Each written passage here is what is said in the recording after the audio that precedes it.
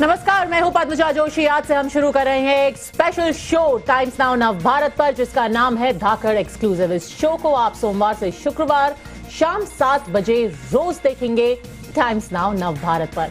धाकड़ exclusive में हम आपको वो खबरें दिखाएंगे जो दिन भर चर्चा में तो रहती हैं, पर उन खबरों में टाइम्स नाउ नव भारत का एक धाकड़ एक्सक्लूसिव एंगल होगा।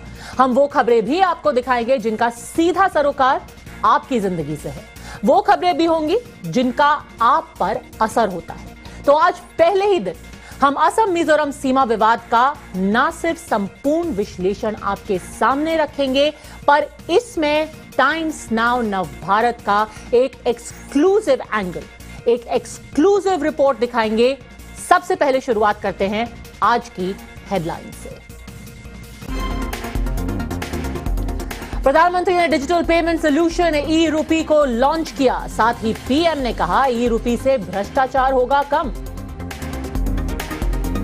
असम मिजोरम सीमा विवाद को लेकर प्रधानमंत्री ने आज असम के सांसदों से की मुलाकात। तनाव के बीच असम ने रद्द किया मिजोरम के सांसद के खिलाफ एफआईआर। 232 दिनों के बाद उमर अब्दुल्ला का इंटरव्यू। पत्थरबाजों 370 और पाकिस्तान से बातचीत पर सीधे सवाल और सीधे जवाब। उमर से नाविका कुमार के तीखे सवालों पर रात 10 बजे देखिए पूरा इंटरव्यू। विपक्ष के बाद अब नीतीश कुमार ने की जासूसी मामले में जांच की मांग। ऐसी मांग करने वाले बीजेपी सहयोगी दल के पहले बड़े नेता बने। राकेश अस्थाना को दिल्ली पुलिस कमिश्नर बनाए जाने के खिलाफ सुप्रीम कोर्ट में याचिका। रिटायरमेंट से 3 दिन पहले बनाए गए थे सीपी। कल दिल्ली में बड़ी बैठकों का दौर। कांग्रेस सांसद राहुल गांधी ने कल विपक्षी नेताओं को नाश्ते पर बुलाया, तो पीएम मोदी करेंगे बीजेपी सांसदों को संबोधित।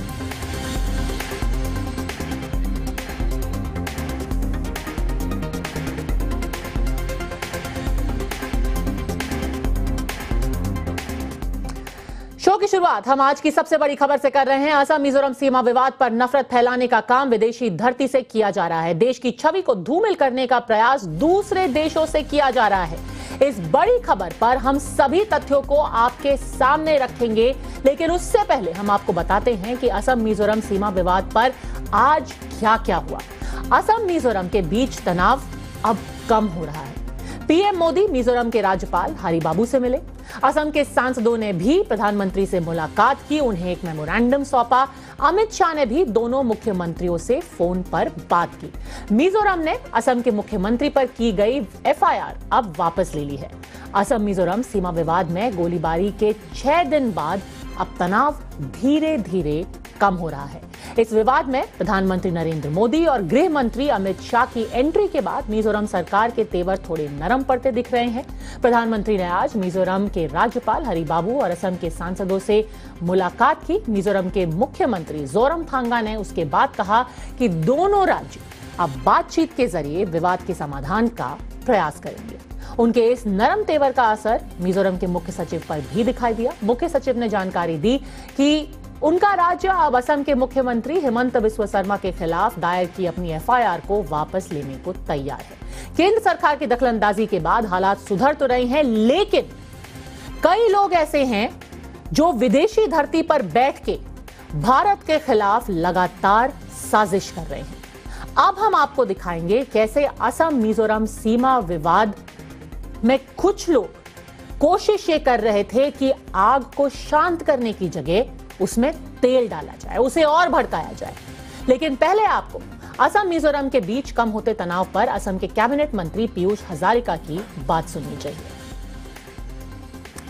आपको हम सुनाएंगे क्या कहा है पीयूष हजारिका ने, पर एक बड़ा खुलासा हम आपको पूरे तथ्यों के साथ दिखाएंगे। जरूरी बात यह है कि हां, दोनों राज्यों के बीच में झड़प हुई थी, गोली चली, 6 पुलिस कर्मियों की जान चली गई। काफी वक्त तक, अब 6 दिन हो गए इस बात को, काफी वक्त तक असम और मिजोरम के बीच में तनाव भी रहा। बातचीत से इसको सुलटाया जा सकता था, पर क्या कुछ लोग ये कोशिश कर रहे थे कि ये बातचीत हो ही ना, कि तनाव कम हो ही ना, कि दोनों के आपस का मनमुटाव इतना बढ़ जाए कि बात हाथ से निकल जाए। हमारे पास कुछ ऐसे तथ्य हैं जिससे ऐसा साफ हो जाता है।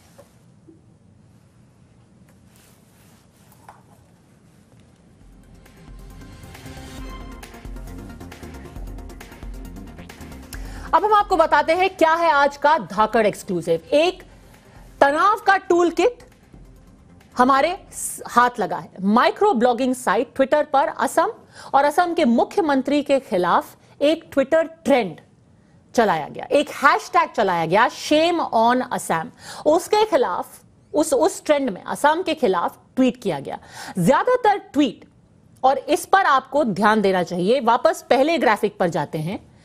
ज्यादातर ट्वीट जो शेम ऑन असम में आ रहे थे वो अमेरिका से, नॉर्थ अमेरिका से किए जा रहे थे। असम और मिजोरम के बीच हालात सामान्य हो रहे थे, लेकिन विदेश में बैठकर कुछ लोग अशांति फैलाना चाहते थे। 76,100 कुल ट्वीट किए गए इस हैशटैग को लेकर के। 76,100 ये कुल मिलाकर ट्वीट्स थे।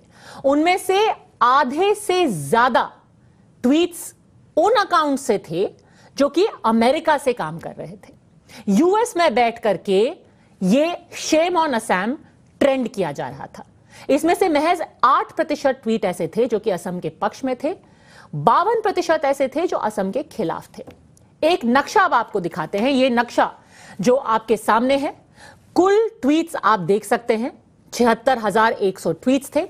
इंगेजमेंट था उनका 1 लाख लोगों से ज्यादा, यानी कि 1 लाख से ज्यादा लोग ये शेम ऑन असम वाले ट्वीट्स पढ़ सकते थे।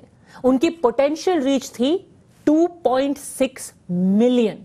ये वो लोग हैं जो सब कुछ मिला करके इस शेम ऑन असम के ट्वीट को देख सकते हैं। ये साफ दिख रहा है।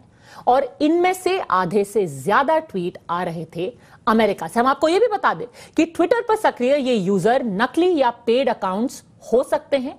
इसकी संभावना बहुत ज्यादा दिख रही है। या ऐसे अकाउंट हो सकते हैं जो इस काम के लिए ही बनाए गए हों, क्योंकि इनमें से जब इसका एनालिसिस किया गया तो यह पता चला कि इनमें से कई सारे ऐसे ट्वीट्स थे, कई सारे ऐसे हैंडल्स थे जिनमें 10 से कम फॉलोअर्स थे।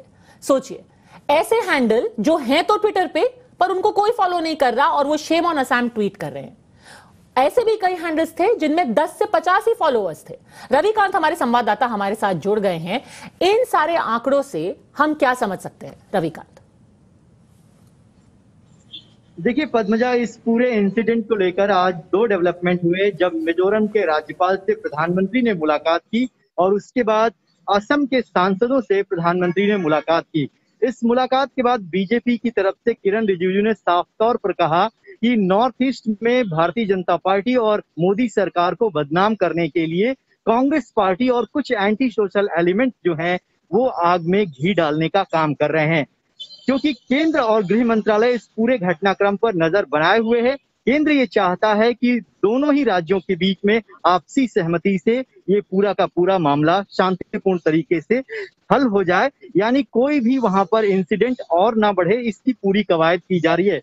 लेकिन सोर्सेज का ये कहना है कि कुछ ऐसे लोग हैं जो वहां पर इस तरीके के ट्वीट कर रहे हैं जिससे दोनों राज्यों के बीच में अशांति फैले और दोनों राज्यों के जो लोग हैं वो आपस में टकराएं, क्योंकि इस तरीके की एडवाइजरी भी जारी की गई है दोनों राज्यों की तरफ से कि असम के लोग मिजोरम में जाएं, मिजोरम के लोग असम में ना जाएं। तो कहीं ना कहीं कुछ ऐसे एंटी सोशल एलिमेंट इन्वॉल्व हैं जो हिंट दिया जा रहा है सरकार की तरफ से, जो चाहते हैं कि नॉर्थ ईस्ट जो है एक बार फिर जो है नफरत की आग में जले। और इस बात को रोकने के लिए केंद्रीय गृह मंत्रालय पूरी तरीके से अलर्ट है जी। केंद्रीय गृह मंत्री ने दोनों राज्यों के मुख्यमंत्री से फोन पर बातचीत की और उन्होंने कहा कि दोनों ही राज्य यहाँ पर बड़ा दिल दिखाएं और जो एफआईआर दर्ज की गई है अलग अलग नेताओं के खिलाफ उसको गुडविल जेस्चर में वापस लिया जाए, और ऐसा हुआ भी। अभी की अपडेट ये है कि पद्मजा, तनाव है लेकिन स्थिति पूरी तरीके से नियंत्रण में है और सरकार और केंद्रीय गृह मंत्रालय पूरे घटनाक्रम पर नजर बनाए हुए है। बिल्कुल, क्योंकि ऐसी कई ताकतें हैं जो कि अभी भी कोशिश करेंगी कि अगर तनाव कम हो रहा है तो वापस आग में घी डाला जाए। एक बार फिर से हम अपने दर्शकों को इन पूरे ग्राफिक्स के जरिए समझाना चाहती हूं कि आखिर हुआ क्या। आपको याद होगा 1 हफ्ते पहले दोनों राज्यों के बीच में तनाव बढ़ा, दोनों पुलिस आमने सामने थी। उस वक्त किस चीज की जरूरत थी? यह चाहिए था कि दोनों तरफ से चीजों को शांत किया जाए, पर अचानक से ट्विटर पे एक ट्रेंड शुरू किया गया, शेम ऑन असम। उस ट्रेंड को हमने एनालाइज किया, उनके आंकड़ों को हमने करीब से देखा। आप देखिए ये शेम ऑन असम आखिर ट्विटर पे अचानक आया कैसे। शेम ऑन असम ट्रेंड होता है, 76,100 ट्वीट्स इस हैशटैग पर किए जाते हैं। जाहिर से बात है कि जब शेम की बात हो रही है तो सिर्फ 8% ट्वीट्स ही इस हैशटैग में असम के पक्ष में थे। 51% से ज्यादा ट्वीट असम के खिलाफ थे। वहां पर जो असम के लोग हैं, असम के मुख्यमंत्री हैं, असम की पुलिस है, उनके बारे में उल जुलूल बातें लिखी जा रही थी, भड़काया जा रहा था, वीडियो सर्कुलेट किए जा रहे थे। यह कहा जा रहा था कि असम की पुलिस भड़का रही थी, प्रवोक कर रही थी, गोली चलाने को उकसा रही थी। इनकी पोटेंशियल रीच आप देखिए कितनी ज्यादा है, यानी कि मामला कितना बिगड़ सकता था। ट्वीट्स तो सिर्फ 76,000 है, बट 2 मिलियन से ज्यादा लोग उन ट्वीट्स को पढ़ सकते थे। 2 मिलियन से ज्यादा लोगों तक वो ट्वीट्स पहुंच रही थी, वो उन वीडियोस को देख रहे थे, वो सब जो झूठ फैलाया जा रहा था उनको पढ़ रहे थे, रिएक्ट कर रहे थे। अब हम आपको दिखाते हैं कि जो अकाउंट्स ट्वीट कर रहे थे, जो असम पर लानत लगा रहे थे, जो ये सब चीजें वीडियोस बना करके डाल रहे थे, उन जो हैंडल्स का जरा हिस्ट्री भी देख लीजिए, उनका कच्चा चिट्ठा भी देख लीजिए। अगर हम वो ग्राफिक्स यहां पर डालें, अब बहुत ही दिलचस्प बात है इन अकाउंट्स के बारे में। आप में से कई लोग होंगे जो कि ट्वीट करते होंगे। अगर आप एक अकाउंट बनाते हैं तो मान लीजिए 1 साल में आपके कुछ नहीं तो 100 फॉलोअर्स तो हो ही जाते होंगे। उस पे आने से पहले मैं आपको बताना चाहती हूं कि ये हैंडल अचानक आए कहां से, ये उपजे किधर से। जब उन हैंडल्स को हमने एनालाइज किया तो यह पता चला कि उनमें से 64% हैंडल 1 साल से भी कम पहले बनाए गए थे। इनमें से तो कई हैंडल ऐसे थे कि जिस दिन तनाव हुआ सीमा के इलाकों में, मिजोरम और असम के बीच में, उसके 1 दिन पहले वो हैंडल बनाए गए थे, उसके 1 हफ्ते पहले वो हैंडल बनाए गए थे। 64% हैंडल ऐसे थे जो कि 1 साल से कम उनकी उम्र थी। 11% ऐसे हैंडल थे 1 या 2 साल उनकी उम्र थी। यानी कि आप अगर इन सब को मिला करके देख लें, 75% हैंडल 1 या 2 साल ही पुराने थे। अब उनके फॉलोअर्स की बात देखिए। फॉलोअर्स अगर हम उन पे एक नजर डाल लें तो 26% हैंडल ऐसे थे जो shame on Assam, shame on Assam, ये देखिए क्या किया असम पुलिस ने, ये देखिए कैसे असम सरकार भड़का रही है। 0 से 10 फॉलोअर्स थे उनके, 26%, यानी कि 1/4 हैंडल ऐसे थे जिनके कोई फॉलोअर ही नहीं थे, सिर्फ 10 लोग उनको फॉलो कर रहे हैं। अब अगर आप 2 दिन पहले हैंडल बनाएंगे तो जाहिर सी बात है कि आपके इक्का दुक्का ही फॉलोअर्स होंगे। 32% ऐसे हैंडल्स थे जिनके सिर्फ 10 से 50, यानी कि इन दोनों को मिला दें तो आधे हैंडल जो शेम ऑन असम बोल रहे थे ट्विटर पे, उनके 50 या उससे कम फॉलोअर्स थे। ये एक ट्रेंड है। हम ये आंकड़े आपको क्यों बता रहे हैं? क्योंकि इन हैंडल्स की हिस्ट्री, इनके फॉलोअर्स, ये जो बोल रहे हैं, ये कहां से ट्वीट कर रहे हैं, इन सब को अगर एनालाइज किया जाए तो सिर्फ एक ही ट्रेंड सामने आता है कि ये या तो पेड अकाउंट्स है, या ये फेक हैंडल्स है, या वो ऐसे हैंडल्स हैं जिनको जानबूझ के अभी बनाया गया है ताकि शेम ऑन असम ट्रेंड किया जाए और दोनों राज्यों के बीच में तनाव कम करने की जगह आग और भड़काई जाए। 26 जुलाई को असम पुलिस के 5 जवान शहीद हो गए। ये जानें बचाई जा सकती थी। इसीलिए सवाल उन लोगों से पूछना चाहिए जो इस पूरी साजिश के पीछे हैं। ये आंकड़े हमने आपको दिखा दिए और अब जो केंद्र सरकार में मंत्री हैं किरण रिजिजू, उन्होंने आज असम के जो सांसद, उन्होंने प्रधानमंत्री से भेंट की, उसके बाद साफ साफ कहा कि इस कोशिश के पीछे, तनाव को बढ़ाने के पीछे कांग्रेस का हाथ है। हम किरण रिजिजू का वो जो वक्तव्य है वो आपको थोड़ी देर में सुनाएंगे। अब मैं अपने मेहमानों का रुख करती हूं। रजत सेठी सलाहकार हैं मणिपुर के मुख्यमंत्री के, विजय कौशिक पॉलिटिकल एनालिस्ट है। अशोक सिंघल जो कि मंत्री हैं असम में, असम सरकार में, वो भी हमारे साथ थोड़ी देर में जुड़ेंगे। रजत सेठी, सबसे पहले आपसे पूछना चाहती हूं कि ये ट्रेंड बहुत संदेहास्पद तो लग रहे हैं, पर केंद्र सरकार के एक मंत्री इसको कांग्रेस से जोड़ रहे हैं, कह रहे हैं कि कांग्रेस बीच में भड़काना चाहती है दोनों राज्यों को। यह किस बिना पे कहा जा रहा है?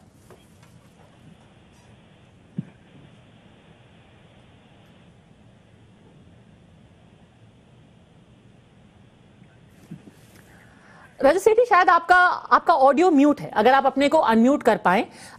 विजय कौशिक जी, कौन है ये लोग जो कि दो राज्यों के बीच के तनाव को और भड़काना चाहते हैं, भले से ही उसमें जो सिविलियंस हैं उनकी जान क्यों ना चली जाए? विजय कौशिक जी। देखिए, असम में, मिजोरम में किसकी सरकार है पूरा देश जानता है। शुक्र है ऊपर वाले का कि वहां पर किसी राज्य में कांग्रेस की सरकार नहीं है, नहीं तो ये पूरी तरह से राहुल गांधी को दोषी ठहरा देते।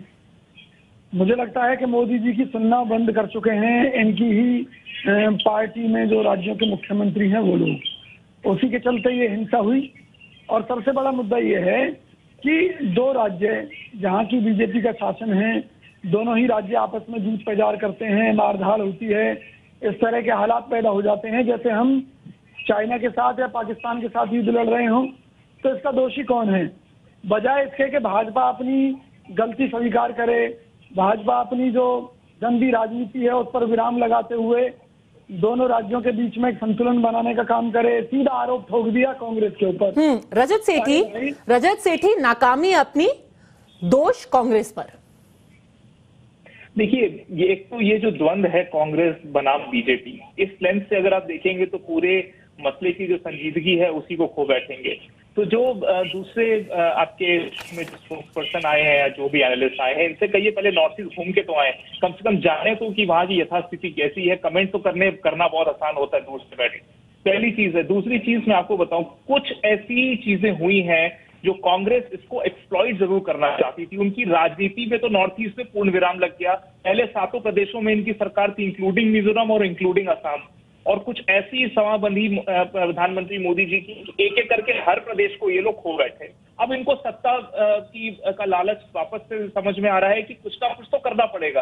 अब यहाँ एक स्वतः एक ऐसी फॉल्ट लाइन जो बहुत पुराने दशकों की पुरानी फॉल्ट लाइन थी वो खुलती हुई नजर आई। तो इनको लगा कि ये पॉलिटिकल परिस्थिति है, यहाँ पर इसका सदुपयोग करेंगे तो शायद कहीं ना कहीं हमारी एक से बनेगा असम में, हम इसको लोगों को इमोशनल एलिमेंट को यूज करेंगे और शायद राजनीति में बैकडोर से एंट्री कर सकें। कांग्रेस ये भूल जाती है कि इन सब डेलिकेट मैटर्स में जो भारत की जो फॉल्ट लाइन्स की कांग्रेस को पिछले दशकों से सुधार देनी चाहिए थी, वो उन्होंने करी नहीं। आज की डेट में प्रधानमंत्री जी के रजत सेठी, एक सेकंड, आप कह रहे हैं कि कांग्रेस इसको एक्सप्लॉइट कर रही है, कांग्रेस बीच में कोशिश कर रही है कि दोनों के बीच में और दुश्मनी बढ़ाए, पर जो लीडर्स थे दोनों प्रदेशों के, भले से ही वो जोरमथांगा हो या हेमंत बिस्व शर्मा हो, उन्होंने भी तो कोई कमी नहीं छोड़ी।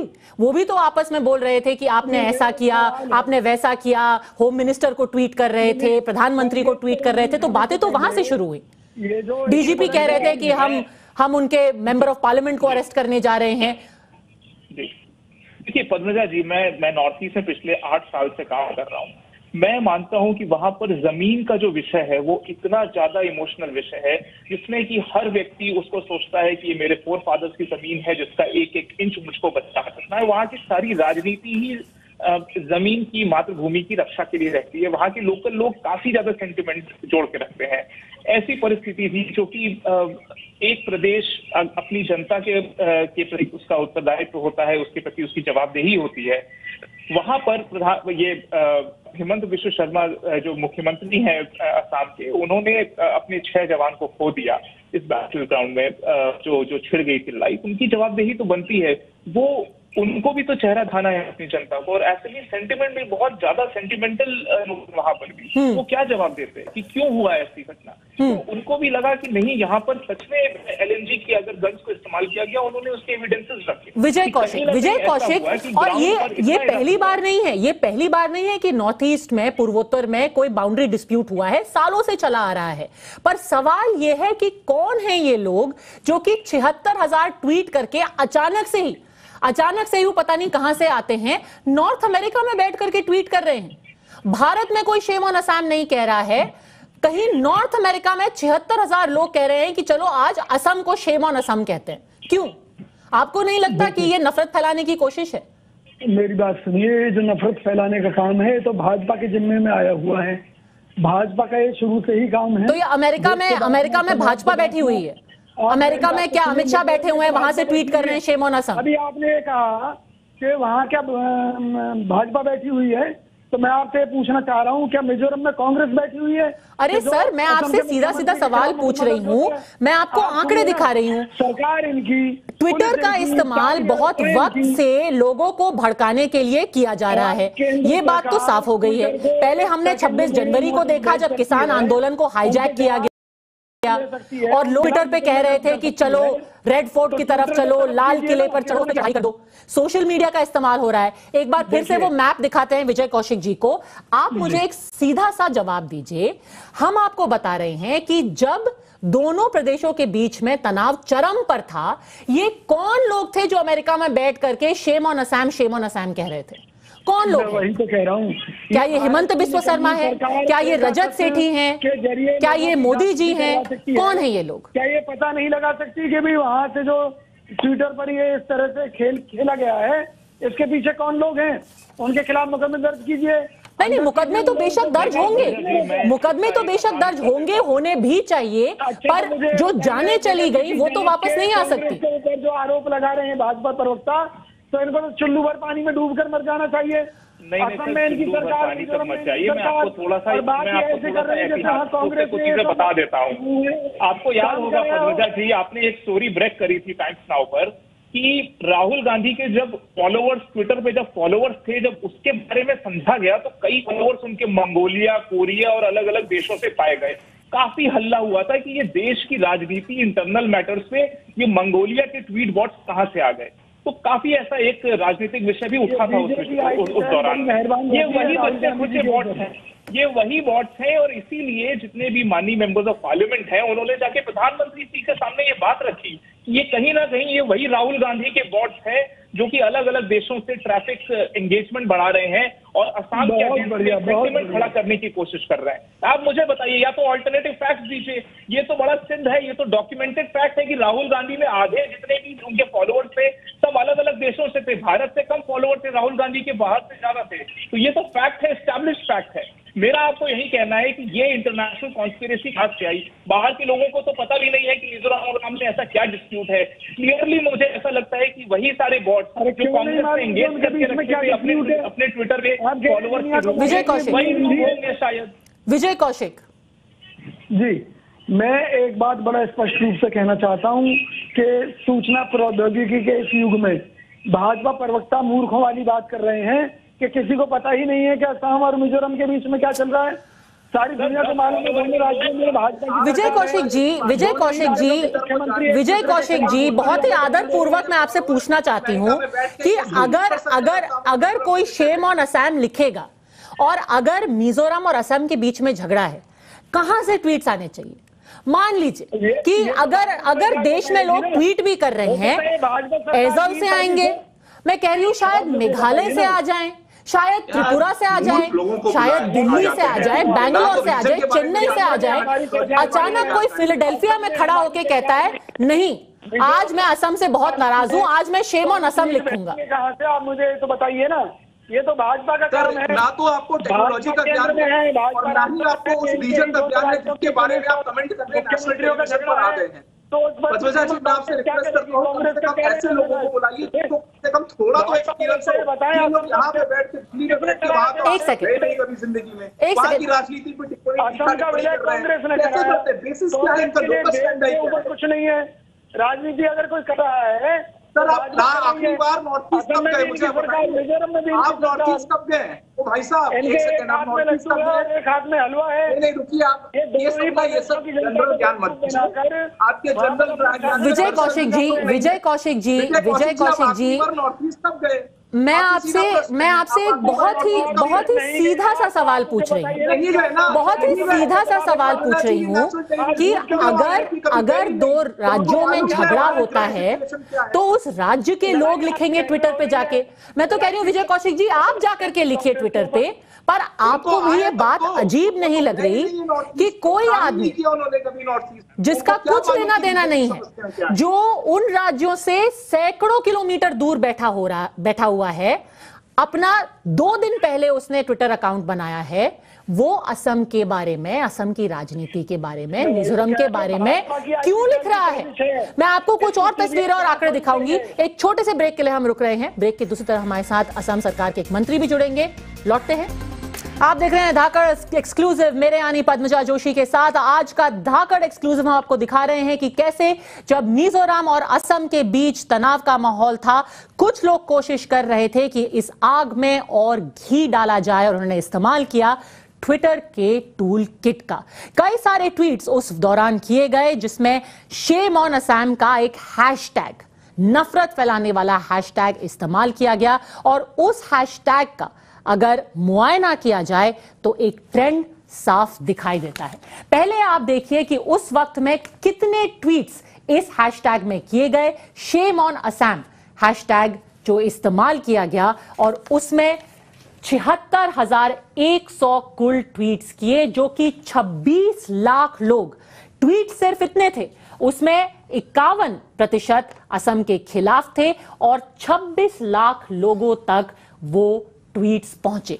पर ये ट्वीट्स इसलिए बहुत खास थे क्योंकि जिन हैंडल से, अगर आप ट्विटर का इस्तेमाल करते हैं तो आप जानते होंगे कि कोई भी ट्वीट आता है, उस अकाउंट को एक हैंडल कहते हैं। जैसे मेरा नाम पद्मजा जोशी है, मेरा हैंडल है पद्मजा जोशी, @पद्मजा जोशी। तो हमने उन हैंडल्स का जब मुआयना किया तो एक बहुत ही दिलचस्प ट्रेंड सामने आया। उन हैंडल में पता चला कि ये ट्विटर हैंडल या ट्विटर अकाउंट कई ऐसे अकाउंट थे जो कि महज कुछ ही दिन पहले बने थे, यानी कि जब तनाव बढ़ रहा था, अचानक ऐसे हैंडल्स की तादाद भी बढ़ रही थी।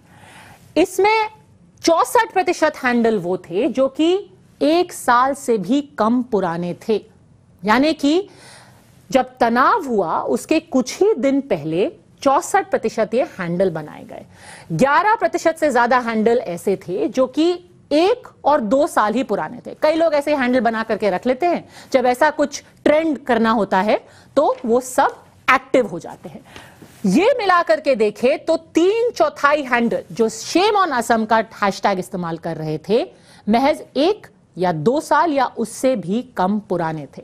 अब उनके यूजर्स देखिए, आप भी अगर ट्विटर पे होंगे तो हर किसी के जानने वाले, दोस्त, घर वाले उनको फॉलो करते ही, अगर उनका भी ट्विटर में अकाउंट हो तो उनके 100-200 सबके फॉलोअर्स हो ही जाते हैं। इन अकाउंट्स को अगर आप करीब से देखें तो इन अकाउंट्स में इक्का दुक्का फॉलोअर, किसी का 1, किसी का 2, किसी के 10, ज्यादातर तो ऐसे हैं जिनके 10 से भी कम, 26% हैंडल ऐसे जिनके 10 से भी कम, 32% ऐसे जिनके 10 और 50 में से।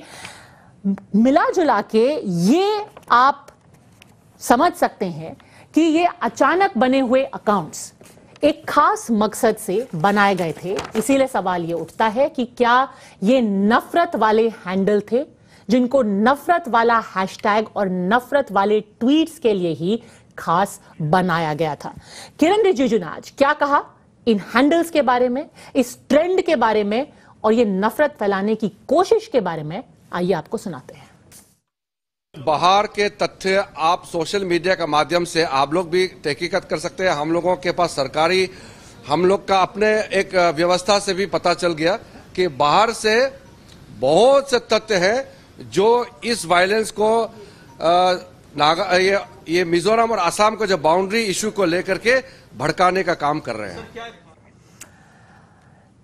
क्या होता है इस पूरे मामले में, हम इस पर नजर बनाए रखेंगे। एक और खास एक्सक्लूसिव हम आपके लिए लेकर के आए हैं, बेबसी, लाचारी, मातम और मौत। जब पूरा देश कोरोना की दूसरी लहर से गुजर रहा था तो हर किसी के जहन में यही 4 शब्द जगह बना रहे थे। अपनों के लिए कुछ ना कर पाने की बेबसी, परिवार के संक्रमित लोगों को ऑक्सीजन और वेंटिलेटर ना मुहैया करा पाने की लाचारी। अव्यवस्थाओं की वजह से घर के जवान और बुजुर्गों की मौत, और घर परिवार में मौत के बाद फैला वो मातम।